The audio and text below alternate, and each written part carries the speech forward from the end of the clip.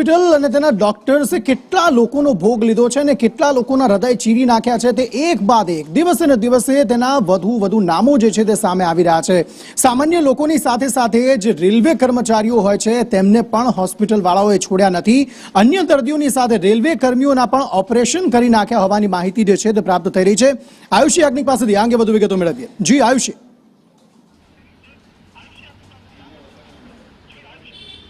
બિલકુલ અંકિત, ખ્યાતિ કાંડને લઈને અલગ અલગ ખુલાસા રોજે રોજ થઈ રહ્યા છે। લોકો હવે સામે આવી રહ્યા છે કે જેઓ ખ્યાતિ કાંડનો ભોગ બન્યા છે, ત્યારે ખ્યાતિ હોસ્પિટલના સત્તાધીશોએ રેલવે અને ઓએનજીસીના કર્મચારીઓને પણ બાકાત નથી રાખ્યા। જ્યારે તેઓ નજીવી સારવાર માટે ખ્યાતિ હોસ્પિટલ પહોંચ્યા ત્યારે તેમની પણ જે હૃદય ચીરીને એન્જિયોપ્લાસ્ટી કરી નાખવામાં આવી તે પ્રકારની માહિતીઓ છે કે જે હાલ પ્રાપ્ત થઈ રહી છે। અને જે આખી સંજય પટોડિયા છે કે જે ડાયરેક્ટર છે તેની ધરપકડ કરવામાં આવી અને તેની સાથેની પૂછપરછની અંદર આ ખુલાસાઓ થઈ રહ્યા છે કે તેમણે જે ખોટા સર્જરી જે છે કરી છે, જેમાં રેલવેનો કર્મચારી પણ સામેલ છે અને સાથે જ ઓએનજીસીના કર્મચારીઓ કે જે પોતાના સ્વાસ્થ્યની જે તપાસ કરવા માટે આવ્યા હતા અને તેમની પણ એન્જિયોપ્લાસ્ટી કરી નાખવામાં આવી છે, તેમના પણ હૃદય ચીરી નાખવામાં આવ્યા છે। એટલે કે એક બાદ એક જે ખુલાસાઓ થઈ રહ્યા છે ને, જ્યારે સંજય પટોડિયાની આજે ખાસ કરીને રિમાન્ડ પણ મળી ગયા છે, ત્યારે આવનારા દિવસોની અંદર વધુ પણ કેટલાક ખુલાસાઓ થઈ શકે છે।